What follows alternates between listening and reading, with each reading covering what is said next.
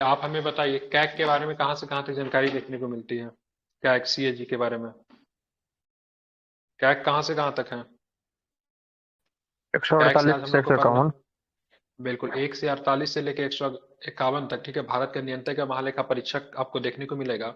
नियंत्रक महालेखा परीक्षक की नियुक्ति कौन करते हैं, पहला क्वेश्चन। नियंत्रक के महालेखा परीक्षक की नियुक्ति कौन करेंगे, क्या बताएंगे। राष्ट्रपति। राष्ट्रपति, ठीक है, ध्यान में रखेंगे। किंतु उसे पद से संसद के दोनों सदनों के समावेदन पे ही हटाया जा सकता है। मतलब कैग को डायरेक्ट कोई हटा नहीं सकता, संसद के दोनों सदन चाहेंगे तभी मतलब क्या होंगे ये पद से मतलब क्या होंगे, हटेंगे, ठीक है, ध्यान रखेंगे। यानी इसे हटाने की प्रक्रिया उच्चतम न्यायालय के न्यायाधीश के समान होगी, ठीक है। उच्चतम न्यायालय को जैसे हटाते हैं उसी तरीके से, ठीक है, कैग को भी हटाएंगे, ठीक है, ध्यान में रखेंगे, ठीक है। एसआई वाला लिंक और ठीक है बिहार एसएससी वाला लिंक दोनों एक ही है, ठीक है। दोनों का सिलेबस एक ही जैसा, दोनों का सिलेबस में कोई अंतर नहीं है, दोनों का तैयारी साथ कराई जाएगी। बिहार बीपीएससी का ग्रुप केवल अलग अलग है। चलिए, इस पदावधि पे ग्रहण करने के लिए इसे 6 वर्ष पूर्व होगी, लेकिन यदि इससे पूर्व 65 वर्ष की आयु प्राप्त कर लेता है तो वो अवकाश ग्रहण कर लेगा। अगर पूछेगा सीएजी का मतलब समय काल कहाँ से कब तक रहेगा, तो क्या बताएंगे, या तो 6 वर्ष पहले पूरा कर ले या फिर 65 वर्ष, ठीक है। दोनों में से जो पहले पूरा होगा उसके अनुसार मतलब उसका पद समाप्त हो जाएगा, ठीक है। मतलब कितना वर्ष, या तो 65 वर्ष या फिर 6 वर्ष। नियुक्ति करेंगे राष्ट्रपति। आर्टिकल्स 148 से 151, ध्यान रखें, हटाने की प्रक्रिया वही लगेगी जो हटाने की प्रक्रिया उच्चतम न्यायालय के न्यायाधीशों के ऊपर लगेगी, ठीक है, ध्यान में रखेंगे। हटाने के लिए संसद के दोनों सदन चाहिए। उसके बाद सेवानिवृत्त अगर हो जाएंगे तो भारत सरकार के अधीन कोई भी लाभ का कोई भी पद जो होगा ना उस पर धारण नहीं करेगा। मतलब एक बार कैग अगर बन गया, ठीक है, तो भारत सरकार के अधीन किसी भी पद पे मतलब वो दोबारा फिर से मतलब कार्य नहीं करेगा। इसको आपको ध्यान में रखना है, ठीक है, इंपॉर्टेंट है। अगर पूछा जाता है प्रश्न सार्वजनिक धन का संरक्षक कौन होता है, तो क्या बताएंगे। सार्वजनिक धन का संरक्षक कौन होता है, क्या बताएंगे।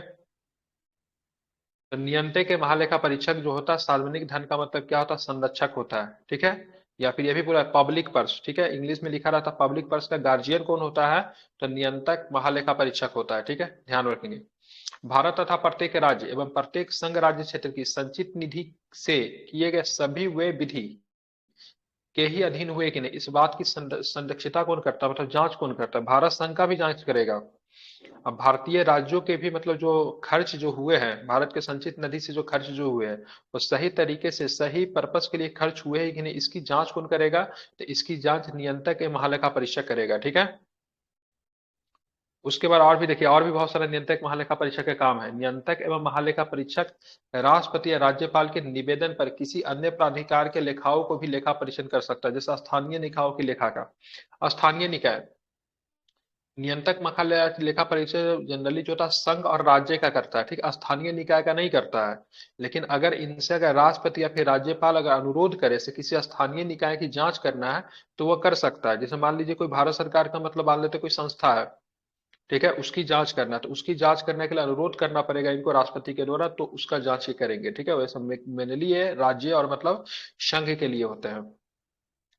नियंत्रक एवं महालेखा परीक्षक की बात करेंगे तो केंद्र सरकार के लेखाओं से संबंधित प्रतिवेदनों की राष्ट्रपति को देता है। ये जो भी मतलब केंद्र सरकार से संबंधित जो लेखा परीक्षक जो होगा किसे सौंपेगा, किसे सौंपेगा, तो राष्ट्रपति को सौंपेगा। किसे सौंपेगा, तो राष्ट्रपति को सौंपेगा, इसको आपको ध्यान में रखिएगा। राष्ट्रपति क्या करेंगे उसे, तो राष्ट्रपति उसके दोनों सदनों के समक्ष रखवाएंगे, ठीक है। आर्टिकल्स कौन सा है इसके लिए, आर्टिकल्स है 151 का ए। 151 का सब क्लॉज एक, ये ध्यान में आपको रखिएगा। मतलब नियंत्रक एवं महालेखा परीक्षक केंद्र सरकार के लेखाओं से संबंधित प्रतिवेदन को राष्ट्रपति को देगा और राष्ट्रपति मतलब क्या करेगा, इसको संसद के दोनों पटलों पर रखवाएगा। संसद के दोनों पटल मतलब किसे देंगे, इसके मतलब इस पे मतलब आगे की प्रक्रिया कर पाने के लिए, ठीक है। तो इसके बाद आता लोक लेखा समिति होता है, ठीक है, इस पे विचार विमर्श करने के लिए लोक लेखा समिति होता है, ठीक है। आप देखेंगे नियंत्रक के महालेखा परीक्षक किसी राज्य की लेखाओं से संबंधित प्रतिवेदनों को उस राज्य के राज्यपाल को देता है, जिसे वह उस समय राज्य के विधानमंडल के पटल पर रखते हैं। और राज्य से संबंधित अगर होगा तो किसे दे देगा, राज्यपाल को दे देगा। और राज्यपाल क्या करेंगे, उस राज्य के विधानमंडल के पटल पे मतलब इसे रखवाएंगे, ठीक है। तो आपको तीनों दोनों फैक्ट याद रखना है, ठीक है। सबसे पहला फैक्ट आपको तो ये याद रखना है। सबसे पहले बात आपको ये ध्यान में रखना है, सो नियंत्रक के महालेखा परीक्षक की बात करेंगे तो संघ का जो प्रतिवेदन होगा राष्ट्रपति को देंगे, राष्ट्रपति उसके संसद के दोनों पटलों पर रखवाएंगे और फिर उसको देखने के काम लोक लेखा समिति करता है। ठीक है, उसी तरह अगर बात करेंगे राज्य में, बात करेंगे तो राज्य में मतलब क्या होगा, तो राज्य में मतलब राज्यपाल को देगा, राज्यपाल मतलब क्या गया, इसको क्या करेगा, तो इसको विधानमंडल में रखवाएगा। ठीक है, ये फैक्ट आपको क्या रखना है, ध्यान में रखना है। अब चलते हैं आगे। आप चलेंगे आगे क्या है, तो नियंत्रक के महालेखा परीक्षक राष्ट्रपति को 3 लेखा परीक्षा प्रतिवेदन प्रस्तुत करता है। ठीक है, तो नियंत्रक, ये इंपॉर्टेंट है, नियंत्रक एवं महालेखा परीक्षक राष्ट्रपति को कितने लेखा परीक्षा प्रतिवेदन प्रस्तुत करेंगे, तो कितने, तो 3 करेंगे। पहले कौन हो गए, विनियोग लेखाओं का लेखा परीक्षक रिपोर्ट, वित्त लेखाओं का लोक परीक्षा रिपोर्ट और सरकारी उपक्रमों पर लेखा परीक्षा रिपोर्ट। मतलब 3 प्रकार के रिपोर्ट मतलब क्या करते हैं, राष्ट्रपति के समक्ष प्रस्तुत करते हैं। ठीक है, कितने प्रकार के, 3 प्रकार के।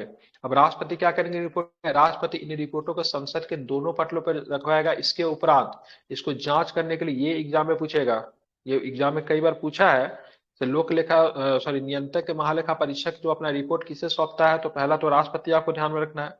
क्या राष्ट्रपति उसे लेकर अपने पास में रख लेगा, नहीं, राष्ट्रपति उसको लेकर क्या करेगा, तो राष्ट्रपति उसे लेकर मतलब क्या करेगा, संसद के दोनों पटलों पर रखवाएगा, और संसद के दोनों पटलों पर रखवाएगा। उसके उपरांत लोक लेखा समिति इसकी जांच करेगी। ठीक है, और जो जांच करने के बाद निष्कर्ष जो देगा उससे किससे अवगत करवाएगी, राष्ट्रपति को अवगत कराएगी, फिर संसद को अवगत कराएगी। तो लोक लेखा समिति जो जांच करके जो रिपोर्ट जो तैयार वगैरह करेगी उसको मतलब क्या करेगी, संसद को अवगत करवाएगी।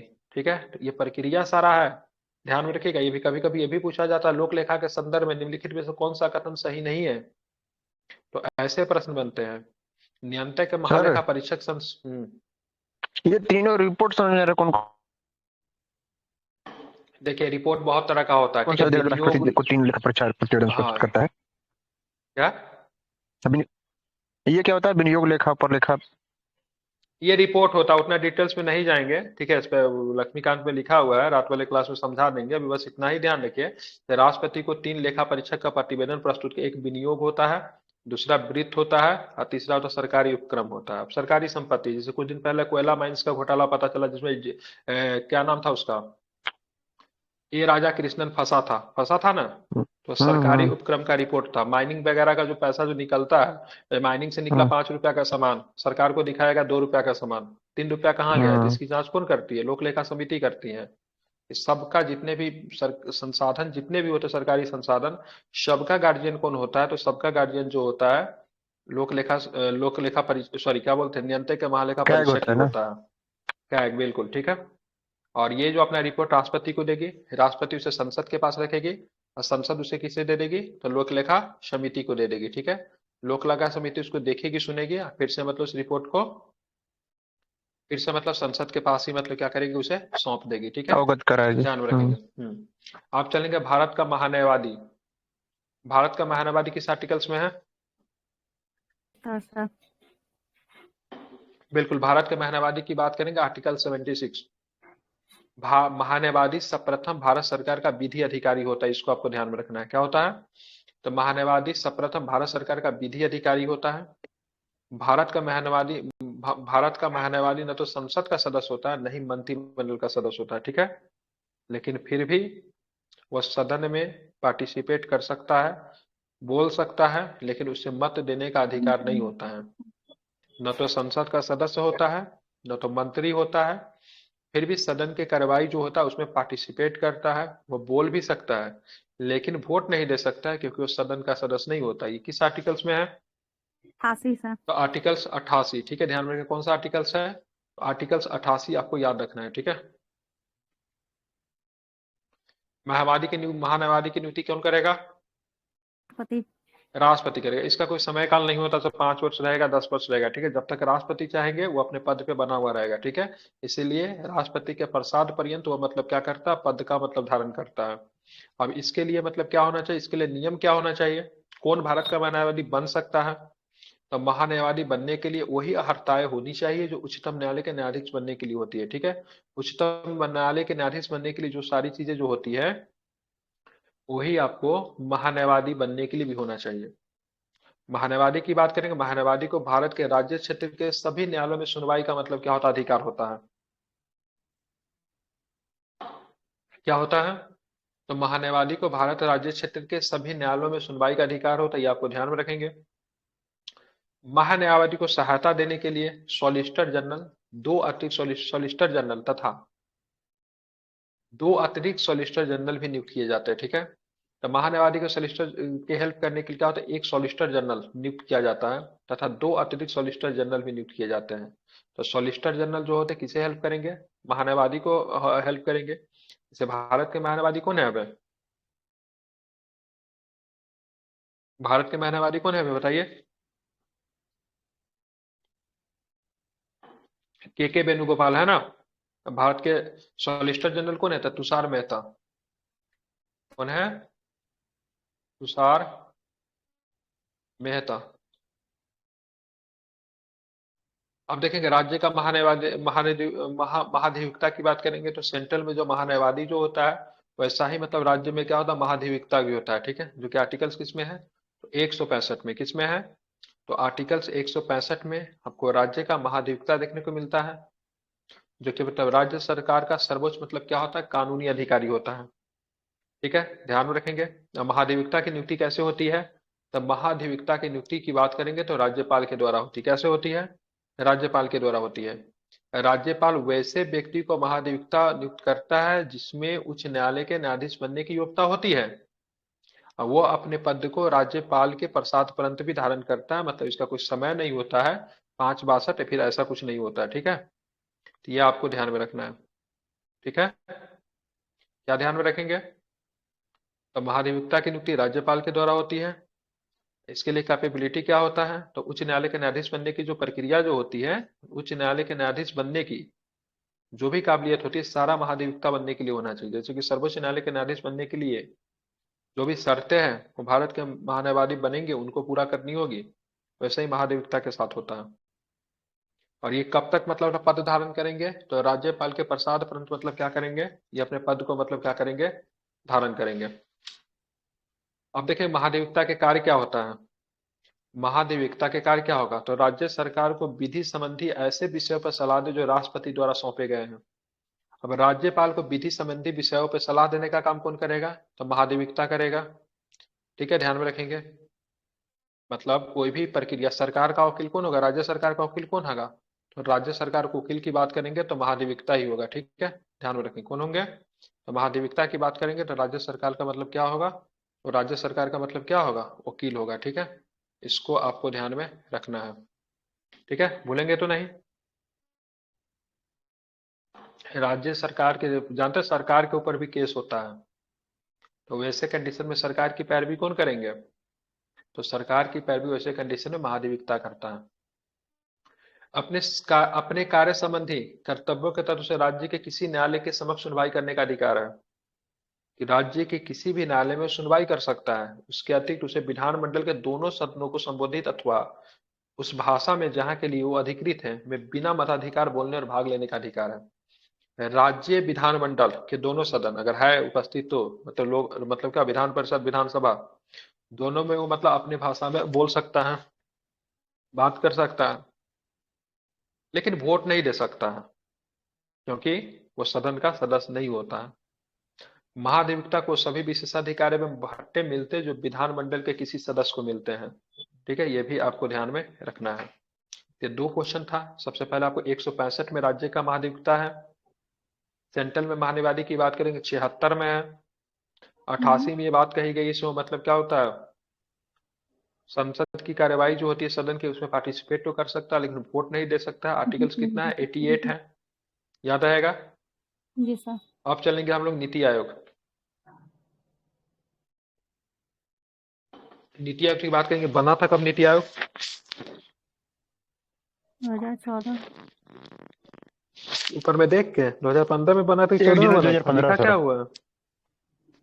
मोदी जी 15 का 2014 को लाल किले से झंडा फहराते हुए, आई थिंक पहला बार झंडा फहराया था 15 अगस्त को 14 को।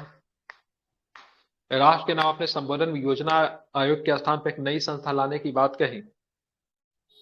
ये एक संवैधानिक संस्था नहीं है, नीति आयोग आपका संवैधानिक संस्था नहीं है, ध्यान में इसको रखिएगा, क्योंकि नीति आयोग से संबंधित कोई भी अनुच्छेद आपको नहीं देखने को मिलेगा। संविधान में नीति आयोग की योजना के ऐसा कुछ चर्चा भी आपको नहीं देखने को मिलता है, ठीक है। तो मोदी जी ने घोषणा की 15 अगस्त 2014 को योजना आयोग के स्थान पे एक नया संस्था आएगा जिसका नाम रहेगा नीति आयोग। और 1 जनवरी 2015 को मंत्रिमंडल के एक प्रस्ताव के तहत एक नई संस्था जिसे राष्ट्रीय परिवर्तन संस्था कहा गया, उसका गठन किया गया। तो अगर पूछेगा हम्म, नीति आयोग संवैधानिक संस्था नहीं तो इसका गठन कैसे किया गया, तो बोलेगा मंत्रिमंडल के एक प्रस्ताव के द्वारा सदन के माध्यम से, ठीक है। कैसे किया गया? जी सर। मंत्रिमंडल के एक प्रस्ताव के तहत ही मतलब क्या की गई, इसकी सदन के मतलब माध्यम से। स्थापना की गई, ठीक है। और नीति का फुल फॉर्म की बात करेंगे तो national institution for transforming India होता है। क्या होता है? आमतौर पर इसको नीति आयोग के नाम से जानते हैं। योजना के बारे में कुछ बातें उसको देख लेते हैं। 15 हम्म, का 2014 को मोदी जी इसको घोषणा करते हैं और योजना आयोग उसकी जगह पे समाप्त हो जाता है। भारत में योजना आयोग के संबंध में कोई संवैधानिक प्रावधान नहीं था। 15 मार्च 1905 को केंद्रीय मंत्रिमंडल द्वारा पारित प्रस्ताव के द्वारा योजना आयोग की स्थापना की गई थी। योजना आयोग का अध्यक्ष कौन होता है? प्रधानमंत्री होता है। नीति आयोग का अध्यक्ष भी प्रधानमंत्री होता है। प्रथम योजना आयोग के उपाध्यक्ष की बात करें तो गुलजारी लाल नंदा थे। और जी। प्रथम नीति आयोग के उपाध्यक्ष की बात करेंगे तो अरविंद पनगरिया हो जाएंगे, ठीक है। हम्म, आमतौर पर इसे नीति आयोग के नाम से जानते हैं। प्रधानमंत्री की अध्यक्षता वाला यह आयोग, ठीक है, सरकार के थिंक टैंक के रूप में काम करता है। एग्जाम में प्रश्न ऐसे आते हैं, कौन सी संस्था सरकार के थिंक टैंक के रूप में काम करता है? थिंक टैंक के रूप में, तो आपको ध्यान में रखना नीति आयोग। एवं केंद्र सरकार के साथ साथ क्या राज्य होता है? सरकार के लिए थिंक टैंक मतलब सोचने वाला, ठीक है, सोचने वाला सरकार के लिए मिशन प्लान करती है, सरकार की योजना पे बात करती है, उसको थिंक टैंक बोलते हैं।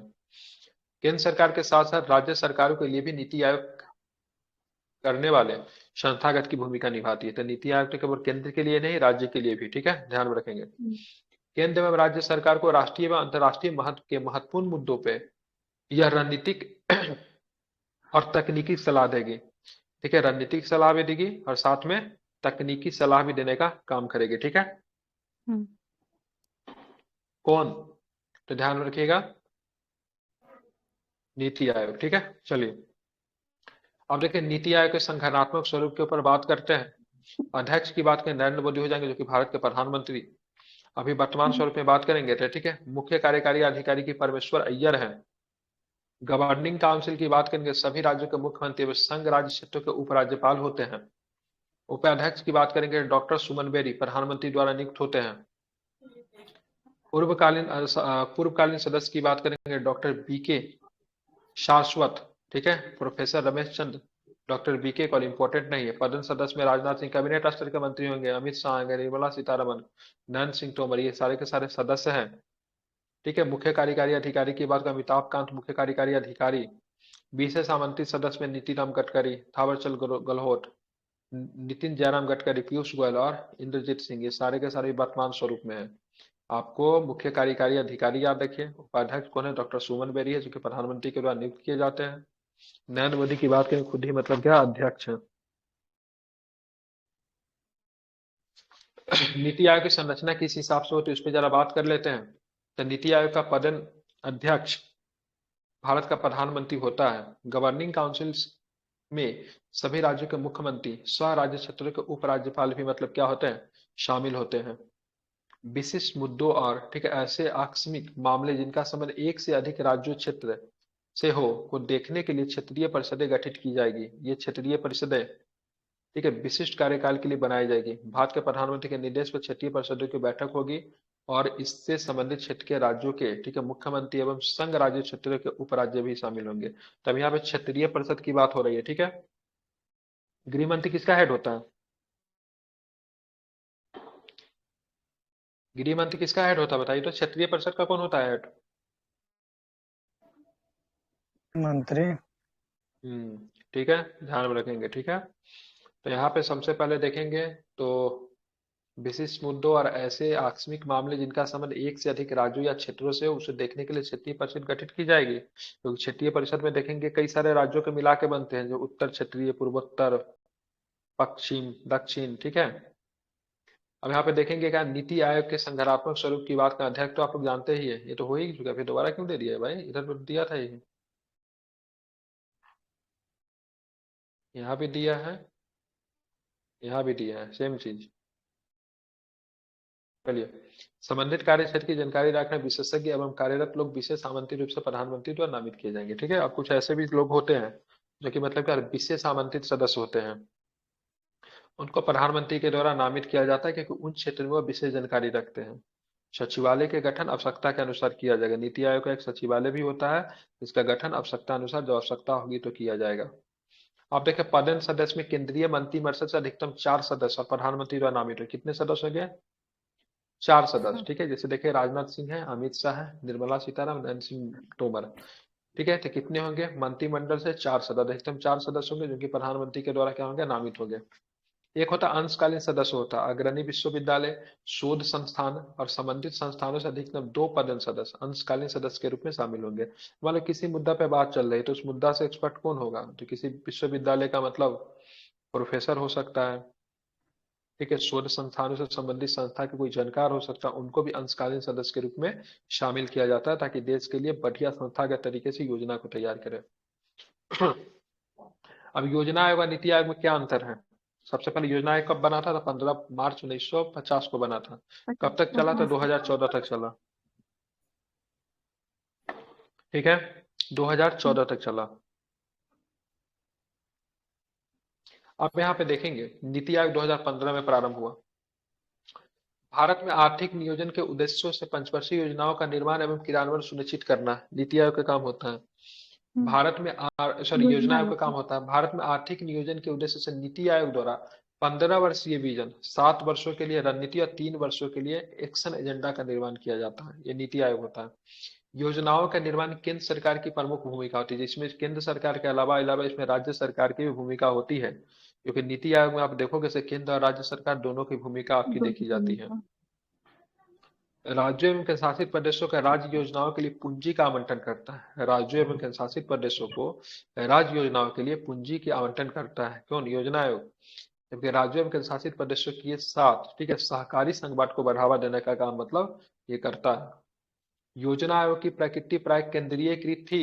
योजना आयोग के सहित केंद्र सरकार नीति निर्माण एवं क्रियान्वयन में प्रमुख भूमिका होती थी, क्योंकि राज्य नहीं होता, इसके बाद विकास परिषद के पास जाता था।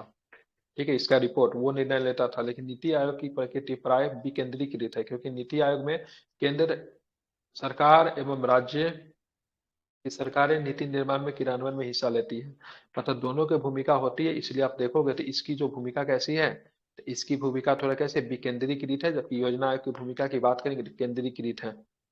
ठीक है, ध्यान में रखेंगे इसको। अब आगे चलेंगे। योजना आयोग के, ठीक है, योजनाओं एवं नीतियों के निर्माण में किसी प्रकार की विशेष विश्वविद्यालय में शोध संस्थाओं को प्रतिनिधियों को शामिल नहीं किया जाता था, मतलब कोई एक्सपर्ट नहीं होता था, जबकि इसमें एक्सपर्ट होते हैं। ठीक है, मान लीजिए कोई ऐसा योजना तैयार करना है जो कि मैं टेलीकॉम से लेकर है, तो मिनिस्टर लोग बैठ के उसको तो बढ़िया निर्णय नहीं ले सकता है, लेकिन अगर कोई आईटी का क्षेत्र का आदमी हो, कोई टेलीकॉम को जानने वाला बहुत अच्छा प्रोफेसर हो, कोई आईआईटी का कोई हो, तो वो ज्यादा बढ़िया तरीके से उन चीजों को कर सकता है। ठीक है, तो इसीलिए इसमें आप देखोगे तो योजना आयोग में नहीं शामिल किया जाता था किसी विद्यालय एवं शोध संस्थाओं के प्रतिनिधि को, लेकिन नीति आयोग में शामिल किया जाता है। योजना केंद्रीयकृत थी जबकि नीति आयोग विकेंद्रीकृत है। योजना आयोग में किसी भी स्टेट की भूमिका नहीं होती थी, जबकि नीति आयोग में होती है। नीति आयोग में पूर्ण सदस्य कितने होते हैं? हम्म, नीति आयोग में कितने पूर्ण सदस्य होते हैं जो कि राज्य कैबिनेट स्तर के मंत्री होते, कैबिनेट मंत्री होते हैं? अभी 5 बताया ना, गो। नहीं याद है? 4 गो पांचे ना? सारे चार गो। चार प्राइम मिनिस्टर को लेकर 5 होता है, वैसे 4 होता है। आप देखेंगे मानवाधिकार आयोग। मानवाधिकार आयोग संवैधानिक है? नहीं सर।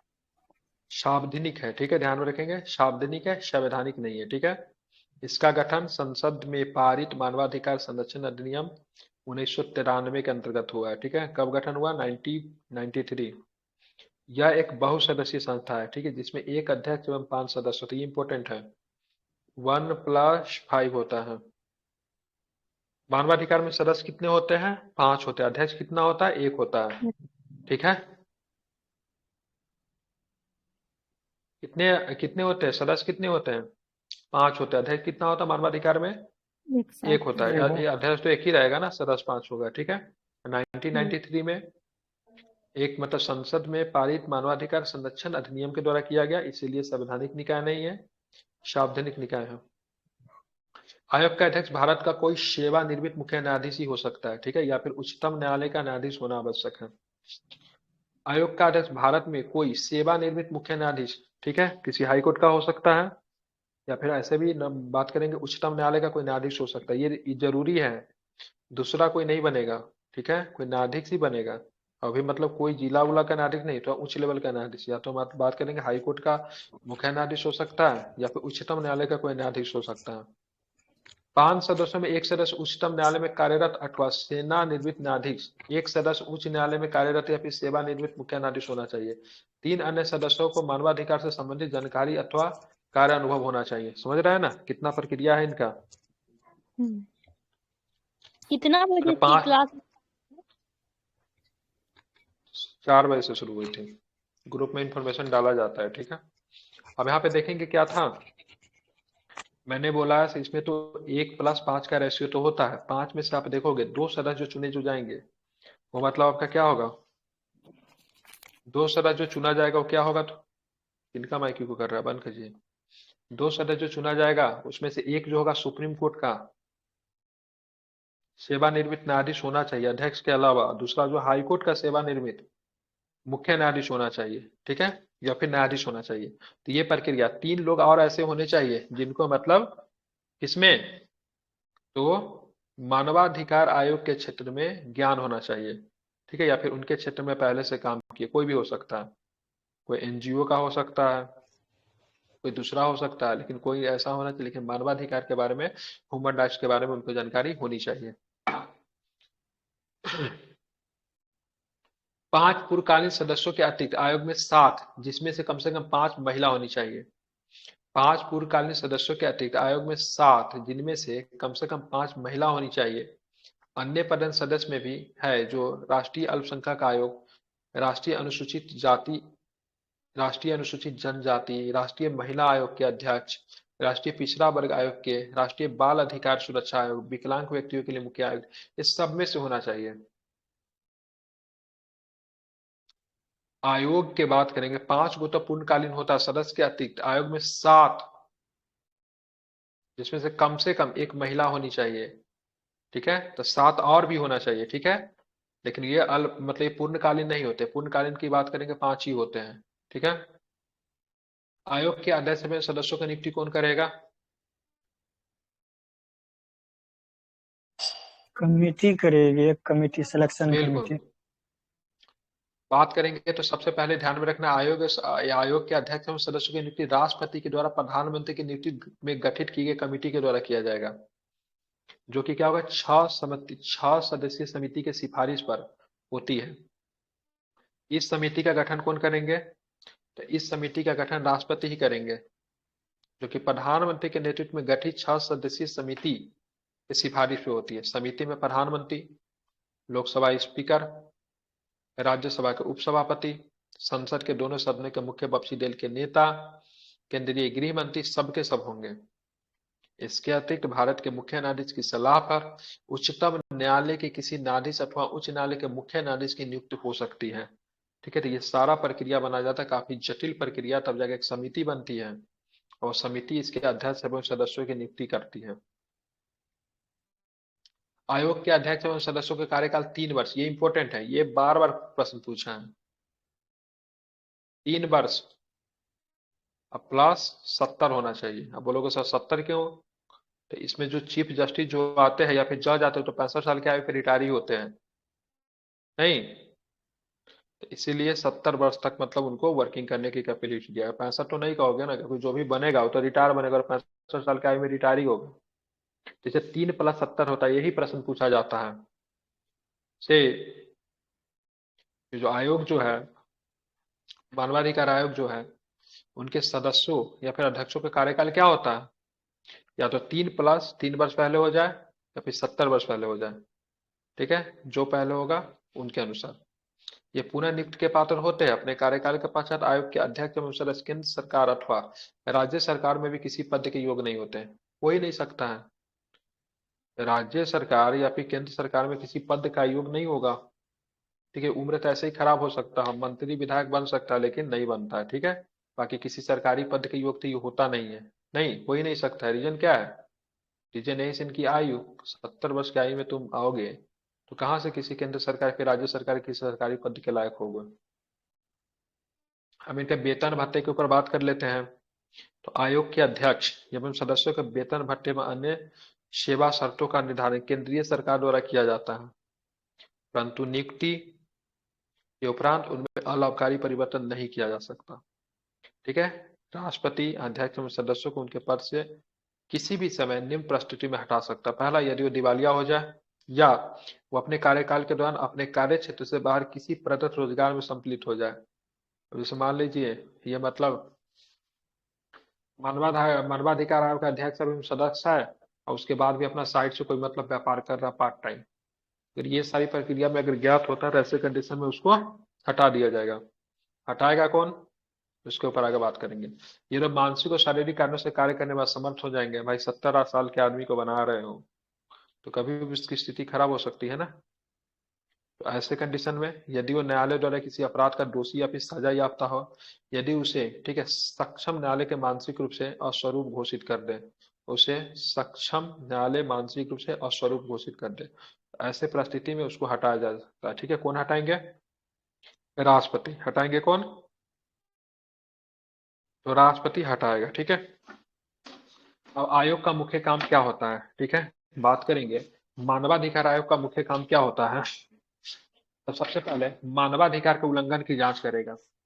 अब मानवाधिकार उल्लंघन की जांच क्या होगा, जिससे कभी कभी देखिएगा मानवाधिकार ह्यूमन राइट्स का टीम जेल में जांच करने जाता है, जेल में अधिकारी कैदियों से मारपीट कर रहा है, उनको बुरे स्थिति में रखा जा रहा है, खाना ठीक नहीं दे रहा है, इन सब का जांच करने के लिए मानवाधिकार आयोग होता है। मेनली ह्यूमन राइट्स की बात करता है, इनकाउंटर का बहुत बड़ा खिलाफ होता है। जैसे देखिएगा फिल्म में पुलिस जो इनकाउंटर करती है तब मानवाधिकार वाला पुलिस का मतलब ईंट से ईंट बजा देता है। ठीक है, किसी भी तरह का ह्यूमन राइट्स को फांसी देने का भी विरोधी होता है। ठीक है, तो मानवाधिकार के उल्लंघन की जांच करता है, या फिर कभी कभी जेल में देखते हुएगा किसी कैदी का उम्र ज्यादा हो गया लेकिन फिर भी बहुत दिन से मतलब सजा काट रहा है, तो उसको जेल से निकालने के लिए बहुत सारे प्रयत्न करते रहते हैं ये लोग। तो मानवाधिकार में काम करने वाले लोगों की मुख्यतः ह्यूमन राइट्स के लेकर बात होती है। मानवाधिकार की रक्षा के लिए बनाए गए संवैधानिक एवं विधिक उपबंधों की समीक्षा करना तथा इनके प्रभावी क्रियान्वयन हेतु उपायों की सिफारिश करना, न्यायालय में लंबित किसी मानवाधिकार से संबंधित कार्यवाही में हस्तक्षेप करना, जेलों में बंदी गृह जाकर वहां की स्थिति पर जायजा लेना और उचित कार्रवाई और सिफारिश करना, ये सारा का सारा काम है। जेल में जो बंद है कौन है? आदमी ही बंद है ना। जेल में जो बंद है कौन है? आदमी ही बंद है। अब ऐसे कंडीशन में आप देखोगे उसका भी तो ह्यूमन राइट्स होता है। अगर उसके ह्यूमन राइट्स का वायलेंट अगर होता है, उनका ह्यूमन राइट्स तोड़ा जाता है, तो उसके लिए कौन काम करेगा? तो उनके लिए मानवाधिकार ही मतलब काम करेगी।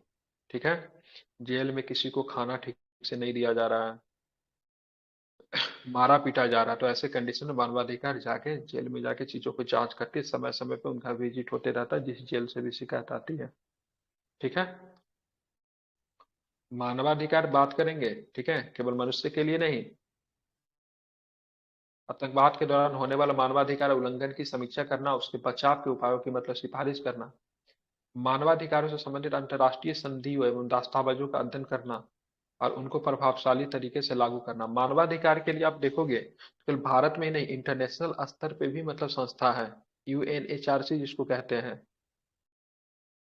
क्या बोलते हैं, कोई संस्था तो यूएनओ का ही कोई संस्था है, नाम नहीं याद आ एमनेस्टी रहा सर। एमनेस्टी इंटरनेशनल ये तो है। बिल्कुल एमनेस्टी, हाँ एमनेस्टी इंटरनेशनल ही है सर, मैंने गलत बता दिया, एमनेस्टी इंटरनेशनल ही होगा। ठीक है, द हेग में कहाँ है इसकी मुख्यालय? हाँ, लंदन में है शायद। हाँ लंदन में ही होगा। ठीक है, जो मानवाधिकार के लेकर मतलब क्या करती है, तो बात करती है। ठीक है, आयोग को प्रत्येक वर्ष भारत सरकार से गृह मंत्रालय से सहायता अनुदान प्राप्त होता है। अब ये बहुत सुंदर प्रश्न हो जाता है, किसी पूछ देगा, ठीक है, किसी बढ़िया एग्जाम में, बहुत सुंदर एग्जाम में प्रश्न पूछेगा। तो मानवाधिकार आयोग को फंड की आवश्यकता होती है, उसको फंड कौन करता है? आप लोग वित्त मंत्रालय मार कराओगे या फिर आरबीआई मार दीजिए या फिर संसद मार दीजिए, लेकिन इसको फंड करने का काम करता है गृह मंत्रालय। आयोग के प्रत्येक वर्ष भारत सरकार के गृह मंत्रालय से सहायता अनुदान प्रदान होता है। ठीक है, फंड कौन करेगा? गृह मंत्रालय। ठीक है, और ऐसे प्रश्न मानवाधिकार आयोग से यूपीएससी में, स्टेट पीसीएस में खूब प्रश्न, भर भर के प्रश्न पूछे जाते हैं। स्टेटमेंट बेसिस प्रश्न आपको देखने को मिलेंगे। ठीक है, मुकीम मुजफ्फरपुर से हो क्या आप?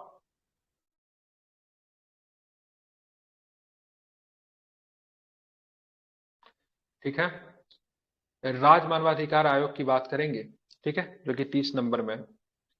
ठीक है, अब हम लोग 1 से लेकर 30 तक के टॉपिक पढ़ लिए हैं। ठीक है, अब देखते हैं कितना आज कर पाते हैं। जल्दी जल्दी इसको खत्म करना, लेकिन खत्म हो नहीं रहा है, बहुत ज्यादा आर्टिकल्स मिलनी बाकी है, हालांकि जल्दी जल्दी आपका हो जाएगा। ठीक है, इस आयोग का गठन भी मानवाधिकार संरक्षण 1993 के तहत ही किया गया। तो सेंट्रल में आपने देखा था, ये मतलब कहाँ थे, स्टेट की बात है। ठीक है, राज्य मानवाधिकार आयोग केवल उन्हीं मामलों में मानवाधिकारों की, ठीक है, उल्लंघन की जांच करता है जो संविधान की राज्य सूची 2 एवं संवर्ती सूची 3 के अंतर्गत, ठीक है, आते हैं। तो संवर्ती सूची 2, सॉरी, संवर्ती राज्य सूची और संवर्ती सूची 3, 2 और 3 के अंतर्गत जो आता है उसके लिए राज्य मानवाधिकार आयोग बनाया जाएगा। प्रक्रिया लगभग सेम ही होता है। ठीक है, लेकिन यदि इस प्रकार के किसी मामले में राज्य पहले भी राष्ट्रीय मानवाधिकार आयोग या किसी अन्य विधिक निकाय द्वारा की जा रही है, तो राज्य मानवाधिकार ऐसे मामलों की जांच नहीं कर सकता। अगर कोई ऐसा मामला है जो कि राज्य मानवाधिकार का ही मामला है, स्टेट का ही, लेकिन उसके लिए सेंट्रल का कोई मतलब आयोग अगर उस पर बात करेंगे, काम कर रहा है, ठीक है, तो राज्य मानवाधिकार उसकी जांच नहीं करेगा। अब देखिए इसमें भी कुछ लोचा है, क्या है? तो केंद्र सरकार द्वारा मानवाधिकार आयोग को केंद्र शासित प्रदेश के जम्मू कश्मीर और लद्दाख को छोड़कर केंद्र शासित प्रदेशों में मानवाधिकार से संबंधित कार्य सौंप सकती है। क्या? तो केंद्र सरकार राज्य मानवाधिकार आयोग को केंद्र शासित प्रदेश जम्मू कश्मीर और लद्दाख को छोड़कर केंद्र शासित प्रदेशों में मानवाधिकार आयोग से संबंधित कार्यों को सौंपा जा सकता है। दिल्ली केंद्र शासित प्रदेश के मामले मानवाधिकार से संबंधित कार्य राष्ट्रीय मानवाधिकार आयोग के द्वारा निपटाए जाते हैं। और दिल्ली की बात करेंगे, दिल्ली हो गया, जम्मू कश्मीर हो गया, लद्दाख हो गया, इस सब को देखने के लिए वहां का स्टेट ह्यूमन राइट्स कमीशन है, सेंट्रल वाला ही चीजों को देखता है। ठीक है, चलिए, राज्य मानवाधिकार आयोग का एक अध्यक्ष, 2 अन्य सदस्य होता है। इस आयोग के अध्यक्ष उच्च न्यायालय के सेवानिवृत्त मुख्य न्यायाधीश या एक न्यायाधीश तथा सदस्य की बात करेंगे तो उच्च न्यायालय का सेवानिवृत्त कार्यरत न्यायाधीश होता है। ठीक है, सेवानिवृत्त या फिर कार्यरत भी हो सकता है। राज्य के जिला न्यायाधीश जिसे 7 वर्ष का अनुभव हो, या कोई ऐसा व्यक्ति जिसे मानव अधिकारों के बारे में विशेष बहुमत हो, वे इस आयोग के मतलब सदस्य भी बन सकता है। ये सारी प्रक्रिया है राज्य मानवाधिकार आयोग के लिए। प्रश्न हालांकि आपका सेंट्रल से पूछता है, इस आयोग के अध्यक्ष एवं अन्य सदस्यों की नियुक्ति किसके द्वारा? राज्यपाल के द्वारा डायरेक्ट नहीं होगा। राज्यपाल के द्वारा डायरेक्ट नहीं होगा, राज्यपाल के द्वारा किया जाएगा, लेकिन एक समिति के माध्यम से। राज्यपाल एक समिति का गठन कर देंगे, और समिति को कौन मतलब समिति को कौन मतलब रिकोगनाइज करेगा? तो प्राइम मिनिस्टर, सॉरी क्या बोलता, मुख्यमंत्री। कौन करेगा? मुख्यमंत्री। इस समिति में राज्य के मुख्यमंत्री, विधानसभा अध्यक्ष, राज्य के गृह मंत्री, राज्य विधानसभा के विपक्ष के नेता के अलावा राज्य के उच्च न्यायालय के मुख्य न्यायाधीश के परामर्श पर राज्य के उच्च न्यायालय में कार्यरत एक न्यायाधीश अथवा जिला के एक कार्यरत एक न्यायाधीश होते हैं। जब राज्य में विधान परिषद होती है तो विधान परिषद का अध्यक्ष एवं विधान परिषद के विपक्ष के नेता भी इस समिति का सदस्य होगा। उसके द्वारा राज्य मानवाधिकार आयोग की नियुक्ति की जाएगी। ठीक है, राज्यपाल की देखरेख में। फिर सेम कंडीशन है, आयोग के अध्यक्ष एवं सदस्यों का कार्यकाल 3 वर्ष या फिर 70 वर्ष की आयु होगा। दोनों में से जो पहले होगा उसी के अनुसार मतलब नियुक्ति के वो पात्र होते हैं। लेकिन कार्यकाल पूरा कर लेने के बाद अध्यक्ष एवं अन्य सदस्य न तो केंद्र सरकार का न ही राज्य सरकार का कोई अधीन कोई भी सरकारी पद ग्रहण करेगा।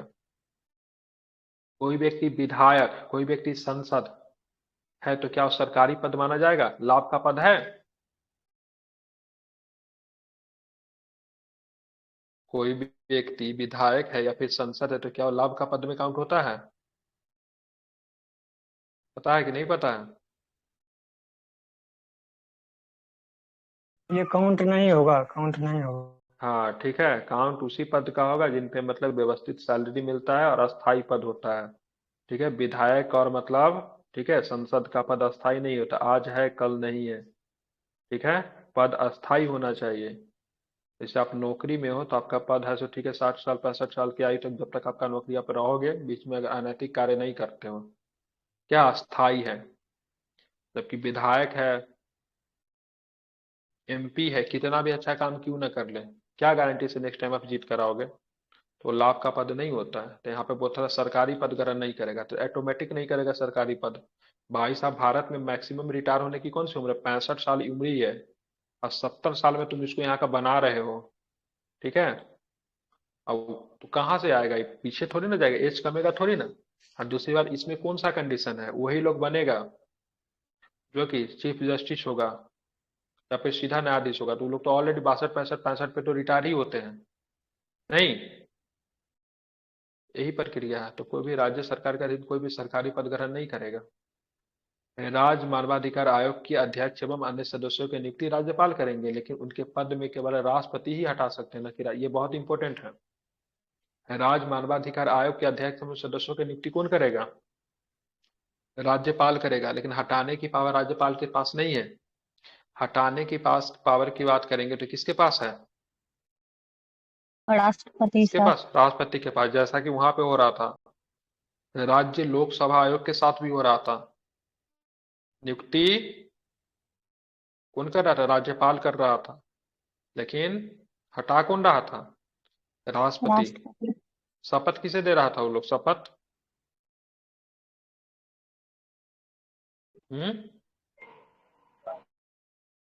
शपथ किसे देगा? राज्य लोकसभा आयोग के सदस्य या फिर अध्यक्ष? राष्ट्रपति को ही। ठीक है। क्या बोले सर? राज्य लोकसभा का आयोग या फिर राज्य लोकसभा आयोग का अध्यक्ष सदस्य शपथ किसे देगा? राष्ट्रपति को सर। हम्म, ठीक है। राष्ट्रपति इसी आधार पर उस शपथ पद से राज्यपाल हटा को देगा कि सकते। राष्ट्रपति को देगा? सर शपथ शपथ राष्ट्रपति को। राज्यपाल को देगा, रेजिग्नेशन राष्ट्रपति को और अपॉइंटमेंट राष्ट्रपति। है? नहीं नहीं, अपॉइंटमेंट करता है सर राज्यपाल, आप शपथ और हटाने का प्रक्रिया राज्य राष्ट्रपति। लोक उल्टा सेवा बता रहा होगा। आयोग पूछ रहे हैं कि राज्य मानवाधिकार आयोग? राज्य लोक लोकसभा सेवा आयोग भी आयोग। पूछा हूँ। तो लोक सेवा राज्य आयोग मानवा का तो सर शपथ देगा वही ना, ये सॉरी क्या बोल रहे हैं आप, रेजिग्नेशन वो देगा राज्यपाल को ना? हटाएगा कौन? नहीं, हटाएगा कौन? रेजिग्नेशन प्रेसिडेंट को हटाएगा देगा। राष्ट्रपति। प्रेसिडेंट। ये कैसे हो सकता है? एक बार देखिए, कंफ्यूज हो गया है, ठीक है। जिस प्रकार से वो राष्ट्रीय मानवा जो हटाएगा उसी को रिजिग्नेशन देंगे ना। एक बार चेक कर लीजिए तो क्या है कि हम ही उल्टा सोच रहे हैं। इसमें कंफ्यूजन हो जाता है, ठीक है। सेम प्रक्रिया इसी में भी है, मानवाधिकार आयोग में भी सेम प्रक्रिया है, ठीक है। वही वहां पे राज्य लोकसभा आयोग में भी है। आयोग अधिकार आयोग के अच्छा अध्यक्ष एवं अन्य सदस्यों को हटाते हैं, ठीक है। जिस प्रकार राष्ट्रीय मानवाधिकार के आयोग के अध्यक्ष एवं सदस्यों को हटाने की प्रक्रिया है, वही से राज्य में भी लागू होता है, ठीक है। ध्यान में रखेंगे। राज्य मानवाधिकार राज्यपाल नहीं आयोग होगा के सर, हैं? राज्यपाल को ही देगा शपथ। शपथ राज्यपाल को देगा, हटाएगा कौन? अब मतलब जी हटाएगा कौन? सर। राष्ट्रपति। हम्म। ठीक है, फिर भी एक बार चेक कर लीजिए इसको अच्छे से। जी सर, चेक करके ही बताएं। राज्य मानवा गलत भी चेक कर लेती है। राज्य मानवाधिकार आयोग के अध्यक्ष एवं अन्य सदस्यों के वेतन एवं भत्ते अन्य सेवा शर्तें का निर्धारण राज्य सरकार करती है, लेकिन उनके कार्यकाल के दौरान इनमें किसी प्रकार की अलाभकारी परिवर्तन नहीं किया जाएगा, ठीक है। ये भी आपको ध्यान में रखिएगा, ठीक है। आप चलेंगे इसमें क्या क्या काम होता है, और भी प्रक्रिया इसमें है, ठीक है। जब पॉलिटी को पढ़ रहे हैं तो एक बार इतने अच्छे से पढ़ लेते तो बार बार पढ़ने की आवश्यकता न हो, ठीक है। हमारी समझ भी मतलब क्या हो जाए, विकसित हो जाए, ठीक है। मानवाधिकार आयोग से, ठीक है, आपके पीसीएस में प्रश्न बहुत आते हैं, ठीक है। मानवाधिकार आयोग का कार्य विशुद्ध रूप से सलाहकारी प्रकृति का है। इसे मानव अधिकारों का उल्लंघन करने वाले व्यक्ति को सजा देने का कोई अधिकार नहीं है, ठीक है। अब क्या यहाँ पे यह भी प्रश्न पूछा जाता है, क्या मानवाधिकार आयोग के सदस्य क्या सजा दे सकते? ये प्रश्न हाल फिलहाल में कहीं पे आया था, बीपीएससी में पूछा था क्या? सुना सुना सा लग रहा है। तब मानवाधिकार आयोग का कार्य क्या बोलते हैं उसको, सलाहकारी प्रकृति का है। सजा किसी को नहीं दे सकते हैं, ठीक है। तथा यह पीड़ित व्यक्ति को अपनी ओर से कोई सहायता या मुआवजा भी नहीं दे सकता है, ठीक है। जो पीड़ित व्यक्ति है उसको ना तो सहायता और मुआवजा भी नहीं दे सकता है। ध्यान देने योग्य तथ्य यह है कि आयोग की सलाह को मानने के लिए राज्य सरकार या कोई अन्य प्राधिकारी बाध्य नहीं है, ठीक है। लेकिन इसका इतना अवश्य है कि आयोग द्वारा दी गई किसी सलाह के बारे में क्या कदम उठाया गया है, इस बारे में आयोग को 1 माह के भीतर मतलब सूचना देना अनिवार्य है। लेकिन राज्य सरकार मानने के लिए बाध्य नहीं है। मैंने बोला था, मानवाधिकार आयोग को फंड कौन करेगा, वित्तीय सहायता कौन प्रदान करेगा? गृह मंत्रालय। बिल्कुल, गृह मंत्रालय प्राप्त कर मतलब देगा। ठीक है। आयोग किसी जी सर। मामले में जांच के उपरांत निम्न कदम उठा सकता है और पीड़ित व्यक्ति को क्षतिपूर्ति भुगतान के लिए संबंधित सरकार या प्राधिकरण को सिफारिश कर सकता है।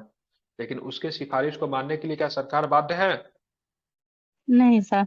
नहीं है। लेकिन सिफारिश मानेगा कि नहीं मानेगा, ठीक है, सरकार का क्या फैसला हुआ वो फैसला इनके पास आएगा या फिर वो भी नहीं आएगा? वो तो आएगा।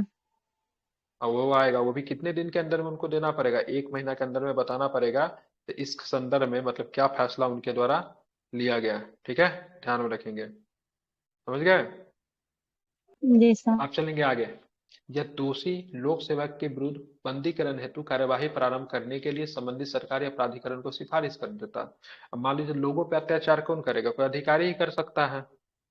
जो अधिकारी जो लोगों पर अत्याचार करेगा उसके संदर्भ में राज्य सरकार या फिर प्राधिकरण को सिफारिश करेगा तो इसके विरुद्ध मतलब बंदीकरण हेतु कार्रवाई किया जाए, मतलब उन पे कार्रवाई करने के लिए निर्देश जारी कर सकता है। ये संबंधित सरकार या प्राधिकरण को पीड़ित को तत्काल अंतरिम सहायता प्रदान करने की सिफारिश कर सकता है। आयोग इस संबंध में आवश्यक निर्देश आदेश अथवा रीट के लिए उच्चतम या फिर उच्च न्यायालय में भी जा सकता है। तो उच्चतम और उच्च न्यायालय में जानता है केवल मतलब लोग ही नहीं जाते हैं, ठीक है, संस्था भी जाती है। जैसे कि मानवाधिकार आयोग भी रीट के लिए उच्चतम न्यायालय में जा सकती है। अब मानवाधिकार न्यायालय के ऊपर जरा बात कर लेते हैं। ये न्यायालय भी काम करती है। मानवाधिकार अधिकार संरक्षण कब आई थी? 1993 उन्नीस में सौ आई थी। यह प्रावधान है कि मानवाधिकारों के उल्लंघन के मामलों पर तेजी से जांच करने के लिए देश के प्रत्येक जिलों में एक मानवाधिकार न्यायालय की स्थापना की जाएगी। इस प्रकार किसी न्यायालय की स्थापना, ठीक है, राज्य सरकार द्वारा केवल राज्य उच्च न्यायालय के मुख्य न्यायाधीश की सलाह पर ही की जा सकती है। ठीक है, किसकी सलाह लेना पड़ेगा? तो उच्च न्यायालय के मुख्य न्यायाधीश की सलाह पर लेना पड़ेगा कि आप न्यायालय का गठन कर रहे हो और न्यायालय हमारे यहाँ कैसी है, एकीकृत और एकीकृत है, इसलिए आप उनसे क्या लोगे? परमिशन लोगे। प्रत्येक मानवाधिकार न्यायालय में राज्य सरकार का विशेष लोक अभियोजक नियुक्त होता है जिसे 7 वर्ष का वकालत का अनुभव होता है। ऐसे लोगों को नियुक्त किया जाएगा, ठीक है, विशेष अभियोजक बनाकर, जिसको कम से कम वकालत के क्षेत्र में कितने वर्ष का अनुभव हो? 7 साल। कितने वर्ष? बिल्कुल 7 वर्ष का अनुभव हो। ठीक है, ध्यान में इसको रखना। अब आगे आप लोग का संस्था, ठीक है, अब आप लोग का देखेंगे तो कौन सा है, तो क्या बताएंगे? महिला आयोग। महिला आयोग कैसा है? वैधानिक है कि संवैधानिक है? वैधानिक। बिल्कुल, महिला संवैधानिक। आयोग की बात कर, संवैधानिक नहीं है, वैधानिक है। ओबीसी, एससी, एसटी संवैधानिक है, वो भी आगे पे बना है। महिला आयोग, मानवाधिकार आयोग, ये सारे के सारे वैधानिक है। ठीक है। राष्ट्रीय महिला आयोग एक स्वायत्त एवं वैधानिक निकाय है, न कि संवैधानिक निकाय, ध्यान में रखिएगा। इसकी स्थापना 1992 में होती है। महिला आयोग की स्थापना कब होती है? 1993। 1992, 1992 में, ठीक है, ध्यान में रखेंगे। और इसकी कौन से अधिनियम के द्वारा होती है? राष्ट्रीय आयोग अधिनियम 90 के अधीन किया गया है। ठीक है। भारत सरकार का महिला एवं बाल विकास मंत्रालय आयोग का नोडल मंत्रालय है। अगर बोलें किस मंत्रालय के अधीन काम कर, नोडल मंत्रालय क्या है? तो महिला एवं बाल विकास मंत्रालय। और इसकी मंत्री कौन है? इसकी मंत्री कौन है वर्तमान में? स्मृति ईरानी। ठीक है, बिल्कुल ठीक है। आयोग कैसा है? तो एक बहुसदस्यीय निकाय, एक सदस्य नहीं होता, बहुसदस्य होता है, जिसमें एक अध्यक्ष होते हैं, अब 5 सदस्य और एक सदस्य सचिव शामिल होता है। तो इसमें 1 + 5 सदस्य और 1 सदस्य सचिव शामिल होता है। ठीक है, ध्यान में रखेंगे, ऐसा इसका रेशियो तो बहुसदस्यीय है। अध्यक्ष एवं सदस्यों का कार्यकाल 3 वर्ष का होता है, ध्यान में रखिएगा। फिर भी वे अपना पद किसी भी समय केंद्र सरकार को अपना त्याग पत्र देकर छोड़ सकता है। इसके अलावा केंद्र सरकार विशेष परिस्थिति में अध्यक्ष एवं किसी सदस्य को पूर्णकाल होने पर पहले भी हटा सकती है। ठीक है, यह भी आपको ध्यान में रखना है। अरे सीधा सीधा आंसर बताइए ना, कितना भेज दिया? इस्तीफा किसे देगा? राज्यपाल को। कितना देगा? मार्क कर दिया, जी इस्तीफा सर। जब भी देगा राज्यपाल को देगा। और हटाएगा कौन? राष्ट्रपति। हटाएगा राष्ट्रपति। और गठन जी कौन सर। करेगा? गठन राज्यपाल। गठन तो हाँ हाँ राज्यपाल अपॉइंट ही तो वही करेगा करेगा, सर। राज्यपाल ही करेगा। यही कंफ्यूजन हो जाता है इसमें। तीन गो एक प्रक्रिया जगह दे एक दिए जगह और हुए हैं ना। कॉन्फ्लिक्शन है इसमें, कहाँ पे पता है? क्या? क्या? कि अच्छा सॉरी सॉरी, वो मानवाधिकार के लेकर पॉइंट है कि राज्य मानवाधिकार आयोग और राष्ट्रीय मानवाधिकार आयोग अपना रिपोर्ट किसे सौंपेगा? राष्ट्रपति को, कि संसद को, दोनों को कि दोनों सेंट्रल राष्ट्रपति को गवर्नमेंट ही को? सौंपता है क्या? राष्ट्रपति को सौंपता है नहीं, ना, इसी में सेंट्रल वाला। कॉन्फ्लिक्शन है। सेंट्रल कॉन्फ्लिक्शन वाला। है। राष्ट्रीय मानवाधिकार आयोग अपना रिपोर्ट सेंट्रल गवर्नमेंट को सौंपेगा, राज्य मानवाधिकार आयोग अपना रिपोर्ट स्टेट गवर्नमेंट को सौंपेगा,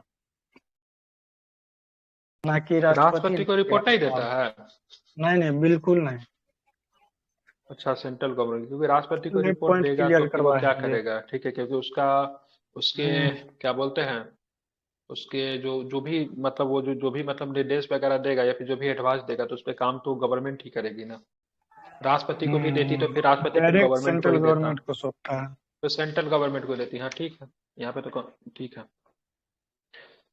आयोग अपनी प्रतिक्रिया खुद विनियमित करता है और अपनी समिति के, ठीक है, प्रक्रियाओं को भी निर्धारित करता है। किसी भी शिकायत या जांच पड़ताल या किसी मामले की जांच करते समय आयोग एक सिविल अदालत की सभी शक्तियां विशेषता निम्नलिखित मामलों में प्राप्त होती है। मतलब सिविल न्यायालय की जो शक्तियां जो होती है ना, ये महिला आयोग को मतलब प्राप्त हो जाता है, ठीक है। महिला आयोग जो किसके अधिकार की बात करती है, तो वुमेन राइट्स की बात करती है। बहुत सारे परिस्थिति में, जैसे भारत के किसी भी भाग में किसी भी व्यक्ति को उपस्थित होने के लिए बाध्य करना, उनका शपथ के आधार पर परीक्षण करना, किसी भी दस्तावेज की खोज और उत्पादन की मांग करना, शपथ पत्रों पर साक्ष्य प्राप्त करना, किसी भी अदालत या फिर कार्यालय में किसी सार्वजनिक अभिलेख की मांग करना, ठीक है, मतलब किसी भी, ठीक है, अदालत या फिर कार्यालय से सार्वजनिक अभिलेख की मांग भी कर सकता है, ठीक है, महिला आयोग। गवाह और दस्तावेजों के परीक्षण हेतु समन जारी भी कर सकती है। केंद्र सरकार द्वारा सौंपे गए किसी अन्य मुद्दे को निपटाना, ठीक है, केंद्र सरकार में महिलाओं को प्रभावित करने वाली सभी प्रमुख नीतिगत मामलों पर आयोग के साथ परामर्श करती है। आयोग मौखिक या लिखित रूप से प्राप्त शिकायतों पर कार्यवाही करती है या महिलाओं से जुड़े मामलों को खुद की पहल पर भी कार्यवाही करता है, ठीक है। तो सारे के सारे काम महिला आयोग का होता है, ठीक है। महिला के वुमेन राइट्स के लिए मतलब बहुत बढ़िया संस्था है और काम करती है। वर्तमान स्वरूप में इसके हेड कौन है? कौन है रेखा हेड इसकी? शर्मा। बिल्कुल ठीक है। रेखा वर्तमान स्वरूप में बात करेंगे, इसका हेड कौन है? तो रेखा शर्मा जो है इसके हेड है, ठीक है। ठीक है, हर जिले जिले में होता महिला आयोग, पता है। कभी भी कोई भी तकलीफ हो जाके केस कर दीजिए, तो केवल शिकायत कीजिए ना, ईंट से ईंट हिला देती महिला आयोग वाला। हालांकि हम गलत चीज सिखा रहे हैं आप लोग को, कभी भी गलत शिकायत मत कीजिएगा। बहुत जगह पे देखने को मिला पुरुषों की जिंदगी बर्बाद हुआ है इस चक्कर में, ठीक है। क्योंकि बहुत लोग, देखिए, महिलाओं के बात करेंगे, कॉन्स्टिट्यूशन की बात करेंगे या फिर संस्था, बहुत अधिक पावर दिया गया है। हालांकि हमारी महिलाएं वैसी नहीं है, लेकिन बहुत जगह पे गलत गलत चीजें भी मतलब पावर का यूज हुआ है। क्योंकि महिलाओं से संबंधित जो भी केस है उसमें न तो किसी विटनेस की आवश्यकता होती है, न तो किसी चीज को, महिला जो कह दी उसी को विटनेस माना जाता है, अभी ठीक है। तो तक जितना भी हाँ, सुप्रीम कोर्ट में केसेस है, 60% फॉल्स केस है महिला का। ठीक है, क्योंकि किसी भी महिला के साथ किसी भी मतलब कुछ भी अपमान गलत का होता डाटा है है। तो वहां पे किसी भी तरह का विटनेस नहीं माना जाता। महिला जो अपने मुख से कह दी, भले वो गलत कह रही सही वही कह रही परम डजन, वही सत्य है। मतलब क्या होता है, वही मतलब क्या होता है, विटनेस हो जाता है। तो ऐसे कंडीशन में डाउरी का केस हो गया या फिर रेप वगैरह का जो केस आता है, तो उसमें बहुत सारे लोगों का लाइफ खराब खराब हुआ है। और इसको बार बार इसमें संशोधन करने की बात चल रही है। कम से कम प्राइमरी एफआईआर जो होता है, फर्स्ट इन्फॉर्मेशन रिपोर्ट, वो तो होना चाहिए। प्राइमरी जांच पड़ताल तो होना चाहिए, फिर किसी मुद्दे पे आना चाहिए। इसके लेके बहुत सारा बात चल रहा है। चलिए, इसके लिए अब धीरे धीरे मतलब, ठीक है, धीरे धीरे ऐसी भी संस्था आ रही है जो कि मतलब फेमिनिस्ट होता है ना, मेल राइट्स के लेकर भी बात करने के लिए बहुत सारी संस्थाएं धीरे धीरे बन रही है। मेल राइट्स का क्या, कल ही मैं एक पढ़ रहा था, एक लेख पढ़ रहा था जहाँ पे मेल राइट्स के लिए मतलब एक महिला, एक वकील है जो कि बहुत दिन से मतलब मेल राइट्स के लिए लड़ रही है। तो इसमें बहुत सारी महिलाएं जो है कि मतलब गलत, बहुत सारे पुरुष जो है गलत तरीके से मतलब उनको फंसाया गया, जिनका लाइफ खराब हो गया, उनको लेकर मतलब काम कर रही है। चलिए, राष्ट्रीय बाल अधिकार संरक्षण आयोग बच्चों के लिए है। अभी आपने एससी के लिए देखा, एसटी के लिए देखा, ओबीसी के लिए देखा, महिलाओं के लिए देखा, मानवाधिकार ओवरऑल के लिए देखा। उसके बाद हम लोग देखेंगे बच्चों के लिए। अब क्या है, राष्ट्रीय बाल अधिकार संरक्षण आयोग एक वैधानिक है, ठीक है, वैधानिक। देखिए, अभी तक आपने संवैधानिक क्या क्या देखा? SC ST OBC संवैधानिक, वो भी बाद में बना, ठीक है, मूल संविधान में नहीं था। बाकी जितने भी आपने देखा, बाल वाला देखा, महिला वाला देखा, ह्यूमन राइट्स वाला देखा, ठीक है, सारे के सारे कैसे वैधानिक है। अब यहाँ से प्रश्न ये आएगा, वैधानिक है तो कब बना ये, कब बना बताइए। इसे 2007 में संसद संसद द्वारा बनाए गए बालक अधिकार संरक्षण आयोग अधिनियम 2005 नामे के कानून के तहत स्थापित किया गया। कानून तो 2005 में ही आई थी, ठीक है, लेकिन इसे स्थापित कब किया गया था, 2007 में स्थापित किया गया था। कुछ लोग नए लोग हैं तो उनको बता देना चाह रहे थे यहाँ पे, मतलब पॉलिटी हम पढ़ाना शुरू किए थे बिहार एसआई के लिए, लेकिन सोचा जब पॉलिटी पढ़ा ही रहे थे थोड़ा डिटेल्स में ही पढ़ा देते हैं ताकि आपका कॉन्सेप्ट भी बिल्ड हो जाए। तो अगर आप इस उद्देश्य से आए थे, 100 मिनट में 150 क्वेश्चन होगा तो फिर हम नहीं करा पाएंगे। थोड़ा हम समझा के चीज़ों को डिटेल्स में पढ़ाते हैं। तो अगर आपको पॉलिटी का समझ बढ़ाना है तो बेसिक किताब है, इसको कंप्लीट कर लीजिए। उसके बाद हम लोग लक्ष्मीकांत पढ़ रहे हैं तो हमारे साथ पेड ग्रुप में भी जुड़ सकते हैं, अगर कॉन्सेप्ट अगर क्लियर करना है तो। मैंने तो चाहता है आर्टिकल 12 में क्या, आर्टिकल्स 15 में क्या, आर्टिकल्स 20 में क्या, आर्टिकल 36 में क्या है, तो वो भी करवाएंगे, लेकिन पहले कॉन्सेप्ट के साथ, ठीक है। तो अगर डिटेल से पढ़ना है समझना है तो आप रुक सकते हैं, नहीं तो हल्ला गुल्ला तो बहुत जगह होता ही है, वहां पर जाके कर सकते हैं। ताकि जल्दी जल्दी प्रश्न है तो ऐसा नहीं हो पाएगा, ठीक है। तो 2005 की बात करेंगे तो एक मतलब बाल अधिकार संरक्षण नाम का आयोग का एक मतलब होता है के साथ, मतलब क्या बोलते हैं, अधिनियम बनता है। और उसके बाद बात करेंगे तो उसके बाद इसको मतलब एक वैधानिक निकाय मतलब बना दिया जाता है।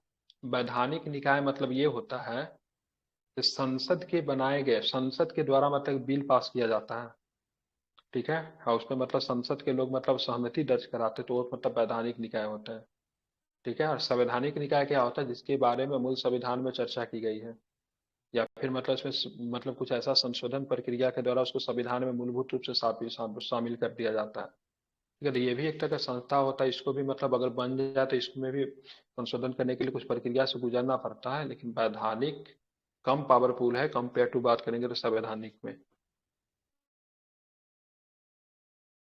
आप चलेंगे बाल अधिकारों पर संयुक्त राष्ट्र समझौता 20 नवंबर 1989 को भारत सरकार ने 11 दिसंबर 1992 को अनुमोदन किया। तो बाल अधिकारों पर संयुक्त राष्ट्र समझौता की बात करेंगे तो 1989 के एक समझौता था जिसमें भारत सरकार ने इसके समझौता का 11 दिसंबर 1992 को अनुमोदन किया। इस समझौते के अंतर्गत एक बच्चे को 18 वर्ष या कम आयु के एक व्यक्ति के रूप में परिभाषित किया गया है, ठीक है, ध्यान रखेंगे। इस समझौते के अंतर्गत एक बच्चे को 18 वर्ष से कम आयु के एक व्यक्ति के रूप में परिभाषित किया। बच्चा कौन है, बच्चा कौन है, अगर 18 वर्ष से अगर भारतीय संविधान के अनुसार अगर एक दिन में अगर उसकी कम आयु है तो बच्चा है। जैसे दिल्ली रेप केस में जिसने सबसे जो विभत्स अपराध किए उसकी आयु 18 साल से कम थी, कि ना, कुछ दिन कम था उसको 18 साल पूरा होने में, तो उसको सबसे कम सजा मिली, ठीक है। अब यहाँ पे हमारे भारतीय संविधान में एक बहुत कानून खराब क्या है, तो जिस दिन जो अपराध किया उस दिन के जो नियम जो था उसी के हिसाब से मतलब उनको सजा दी जाती है। तो जिस दिन उसने अपराध किया उस दिन उसकी उम्र 18 साल थी से कम थी, इसलिए उसको एक कोर्ट होता है जिसको बोलते हैं जुबलाइन कोर्ट, ठीक है, जो कि अवयस्क के लिए होता है, जो कि बच्चों के लिए होता है। वहां पर उसको पेश किया गया है। ऐसे कंडीशन, किसी भी कंडीशन में 6 महीना से ज्यादा का सजा का प्रावधान नहीं है, या फिर उसको सुधार गृह में रखा जाएगा तब तक उसकी उम्र 18 साल नहीं हो जाएगी, ठीक है। तो उसको साथ 6 महीना के साथ सजा मिला था।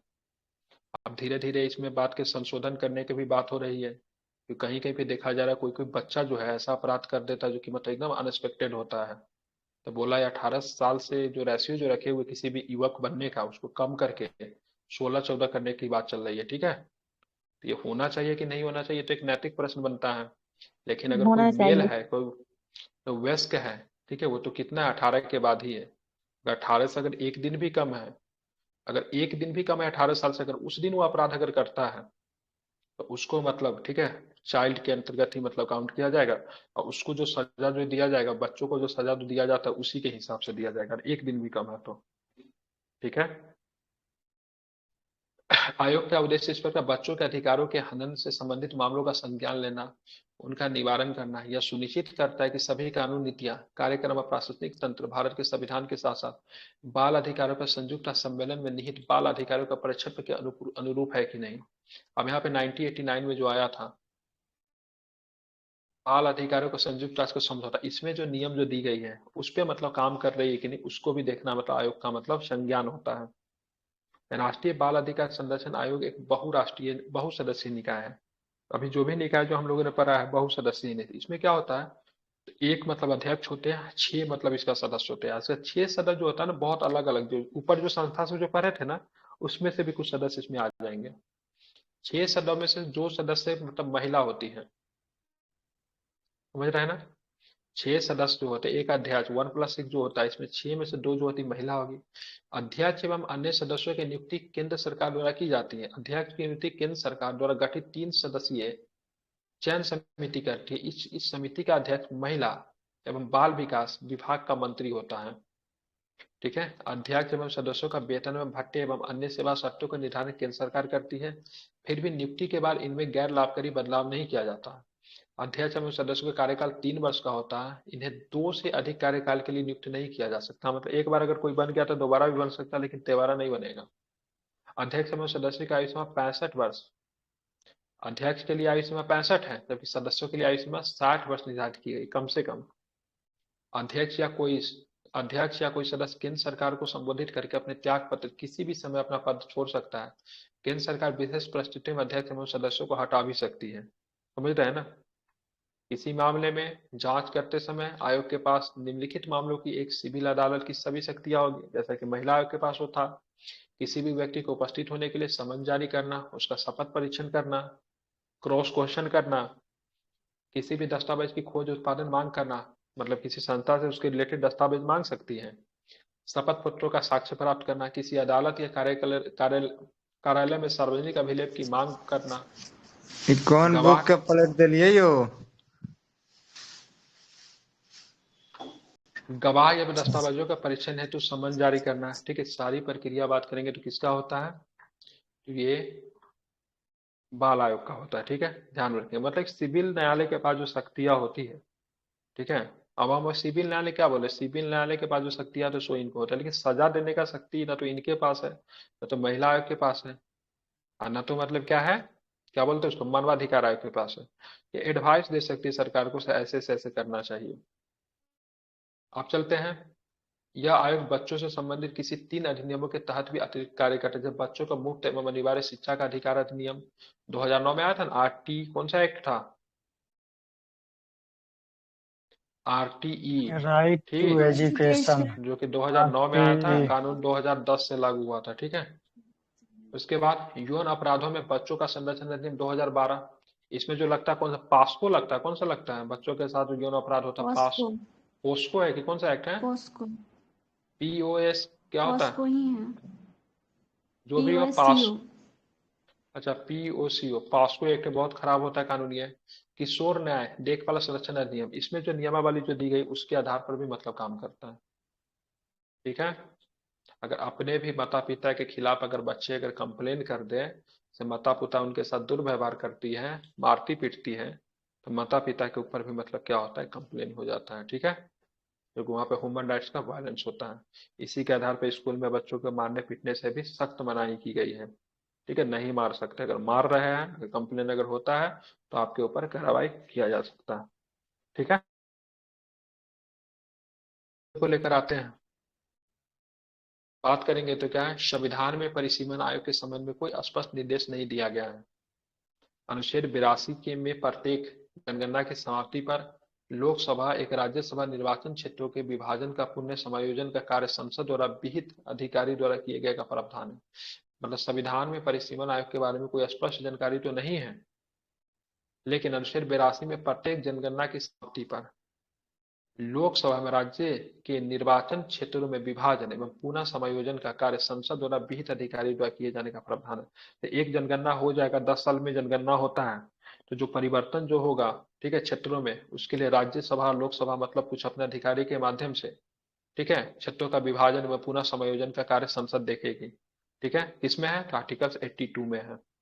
लेकिन संविधान में परिसीमन के आयोग कोई भी अस्पताल, लेकिन ये काम क्या है, किसी राष्ट्र का समायोजन करेंगे, सॉरी किसी राज्य का किसी क्षेत्र का समायोजन करेंगे या फिर विभाजन करेंगे तो कहीं ना कहीं परिसीमन के अंतर्गत ही आता है। तो इसलिए बोलेंगे संविधान में परिसीमन का कोई स्पष्ट उल्लेख तो नहीं है, लेकिन उससे मिलता जुलता कार्य का उल्लेख आपको अनुच्छेद किसमें देखने को मिलता है? ठीक है, किसमें देखने को मिलता है? परिसीमन 82 में। ठीक है, 79, 80, 81 और 82। ये आर्टिकल्स याद है, तीनों चारों आर्टिकल्स? हम्म इसमें क्या 79 में? संसद 80 में राज्यसभा और राज्यसभा। लोकसभा 81 में, 81 में क्या है? 81 में लोकसभा लोकसभा। ठीक है, लोकसभा 82 में क्या है? बिल्कुल ठीक है, 82 में क्या है? तो 82 में आप क्या देखोगे, तो 82 में ये होता है मतलब संसद क्या करेगी, जब भी मतलब 10 साल पे आपका जो जनगणना जो होता है, डेमोग्राफिक चेंजेस जो आपको देखने को मिलते हैं 10 साल में जनगणना के माध्यम, जाहिर सी बात है 10 साल में अगर हो रहा है तो जनगणना के माध्यम से जनसंख्या तो बढ़ेगी। तो ऐसे कंडीशन में लोकसभा राज्यसभा मतलब जनरली संसद के पास ये अधिकार होगा से क्षेत्रों का समायोजन करे या फिर उसमें बड़ा कर सकता है, छोटा कर सकता है, चेंजेस कर सकता है, जो कि मिलता जुलता काम कैसा परिसीमन का है। तो परिसीमन के बारे में किसी प्रकार का विशेष उल्लेख तो आपको देखने को नहीं मिलता है, लेकिन वैसी प्रक्रिया आपको आर्टिकल 82 में दी गई है। ठीक है, तो 79, 80, 81, 79, 80, 81, 82 आपको ध्यान में रखेंगे। डायरेक्ट मतलब ये 4 आर्टिकल जो है संसद से ही संबंधित है। ठीक है, याद रहेगा। 42 अमेंडमेंट हुआ था 1976 में। संविधान के 82 में संशोधन करके परिसीमन पे वर्ष 2002 तक के लिए रोक लगा दी गई थी, मतलब 2000 तक किसी भी तरह का परिसीमन नहीं होगा। इसका डिसीजन लिया गया था 1976 के 42 अमेंडमेंट। ठीक है, अभी परिसीमन को अगर बात करेंगे तो अभी जो हमारा जो देश में जो चुनाव जो होने वाला है तो किस आधार पे हो रहा है? ठीक है, परिसीमन कौन सा है, कब तक हम अपने परिसीमन को नहीं बढ़ा सकते, मतलब वहां तक हमारा परिसीमन फिक्स है? 26 तक। बिल्कुल 2026 तक। अब परिसीमन जो है 2026 तक जो परिसीमन होगा, तो इसके लिए जो जनगणना डेमोग्राफी का जो प्रयोग कर रहा है, कौन साल का मतलब जनगणना का प्रयोग कर रहा है? 11 वाला है। नहीं, 1971 का ही ले रहा है अभी। ठीक है, कब का ले रहा है? 1971 का ले रहा है। ठीक है, ध्यान में रखेंगे। अब 84 अमेंडमेंट होता है, 84वें संविधान संशोधन अधिनियम 2001 के द्वारा संविधान के अनुच्छेद 82 और 170(3) के शर्तों में संशोधन किया गया। इसके अनुसार देश में लोकसभा एवं विधानसभा की सीटों की संख्या 2026 तक कोई वृद्धि अथवा कमी नहीं की जाएगी, ना तो बढ़ाया जाएगा नहीं मतलब कमी किया जाएगा। ठीक है, इसका डिसीजन कब लिया गया? तो 2001 में लिया गया। 84 कॉन्स्टिट्यूशन अमेंडमेंट। ठीक है, आर्टिकल्स 82। अब कोई पूछेगा आर्टिकल्स 82 में क्या परिसीमन है, तो नहीं है, आर्टिकल्स 82 में परिसीमन नहीं है, लेकिन आर्टिकल्स 82 का जो मतलब कार्य प्रणाली जो दिया गया है वो मतलब परिसीमन से मिलता जुलता है। अब देखेंगे अभी कितने परिसीमन गठन हो चुके हैं। ठीक है, तो अब तक 4 परिसीमन है। पहला परिसीमन कब आया था, इंपॉर्टेंट है। परिसीमन को इंग्लिश में क्या बोलते हैं?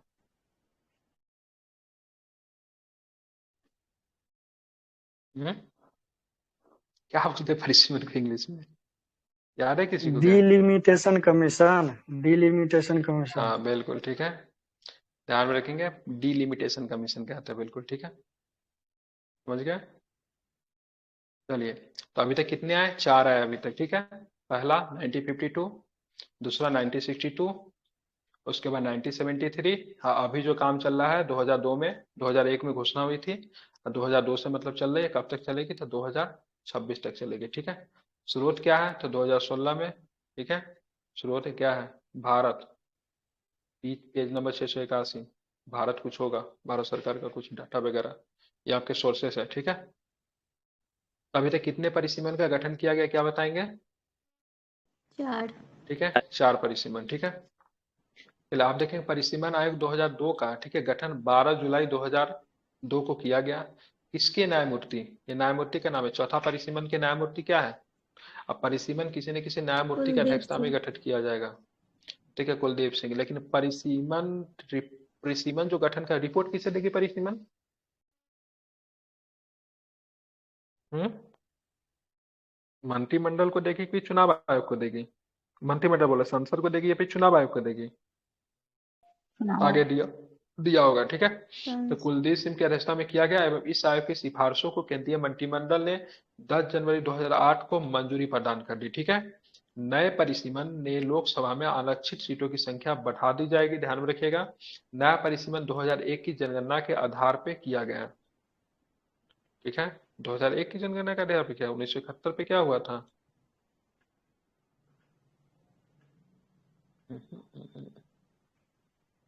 नया वाला परिसीमन में 2001 का जनगणना है, 1971 पढ़ते हैं हम लोग। इधर क्रॉस चेक कीजिएगा इसमें क्या है। ठीक है, आप देखेंगे परिसीमन जो अपना रिपोर्ट जो देती है केंद्रीय मंत्रिमंडल को रिपोर्ट सौंपती है, ठीक है। परिसीमन के निर्देश मतलब काम कौन करते थे? चुनाव आयोग जो थे परिसीमन के निर्देश पे ही काम करती है, ठीक है। परिसीमन आयोग देश में मुख्य निर्वाचन आयुक्त सहित सभी राज्य एवं केंद्र शासित प्रदेशों के निर्वाचन आयुक्त इस आयोग के मतलब सदस्य होते हैं, ठीक है। तो परिसीमन आयोग के, ठीक है, अध्यक्ष की बात करेंगे तो यहाँ पे कुलदीप सिंह जी जो थे न्यायाधीश थे, लेकिन सदस्य की बात करेंगे ना तो मुख्य निर्वाचन आयुक्त सहित, ठीक है, राज्य एवं केंद्र शासित प्रदेशों के निर्वाचन आयुक्त इसके जो होते हैं सदस्य होते हैं। परिसीमन आयोग, ठीक है, एक प्रमुख कार्य हाल की जनगणना के आधार पर विभिन्न विधान सभाओं एवं लोकसभाओं के निर्वाचन क्षेत्रों की सीमाओं का मुख्य सीमांकन करना होता है। हमने पढ़ा था 1971 की जनगणना पे, इसमें 2001 दे रहा है, ठीक है, देखना पड़ेगा जरा। परिसीमन आयोग नहीं, ये सॉरी सॉरी सॉरी, सीटों का आवंटन जो है 1971 के अनुसार किया गया, ये है क्या? लोकसभा राज्यसभा का सीट है 1971 की जनगणना के आधार पर, यह है क्या? ऐसा है कुछ प्रश्न है, ठीक है, एक बार देखना पड़ेगा इसको, एक बार आप लोग भी चेक कीजिए। परिसीमन आयोग के आदेशों को किसी न्यायालय में चुनौती नहीं दी जा सकती, इंपॉर्टेंट है। अब परिसीमन आयोग के, ठीक है, किसी भी निर्णय को किसी भी अदालत में चुनौती नहीं दे सकते हैं, ठीक है, इसको आपको ध्यान में रखिएगा। परिसीमन आयोग के आदेशों को लोकसभा में संबंधित राज्य के विधानसभा में रखा जाता है, किंतु लोकसभा में राज्य विधानसभाएं परिसीमन आयोग के आदेशों में कोई सुधार या संशोधन नहीं कर सकती है। परिसीमन आयोग के द्वारा प्रत्येक राज्य में प्रदत्त प्रतिनिधित्व का कोई बदलाव नहीं किया जाता है, किंतु जनगणना के आधार पर अनुसूचित जाति अनुसूचित जनजाति संबंधित सीटों में परिवर्तित किए जाते हैं, ठीक है। तो ये अपना रखेंगे, संसद के समक्ष तो रखेंगे, लेकिन संसद इनके निर्देशों में किसी भी प्रकार का बदलाव नहीं कर सकती है, ठीक है, ये भी आपको ध्यान में रखना है, ठीक है। उसके बाद बात करेंगे, इसने परिसीमन पहले आरक्षित सीट की संख्या 79 थी जो कि बढ़ाकर 84 किया गया। अनुसूचित जनजाति की 41 थी जिसको बढ़ाकर 47 किया गया। अनारक्षित सीटों की संख्या की बात करेंगे 412 है, ठीक है, ये आपको ध्यान में रखना है, ठीक है। वैसे राज्य जिनका परिसीमन आयोग 2002 ईस्वी के द्वारा, ठीक है, परिसीमन नहीं हो सका वो कौन कौन है? तो असम, मणिपुर, अरुणाचल प्रदेश, नागालैंड एवं झारखंड।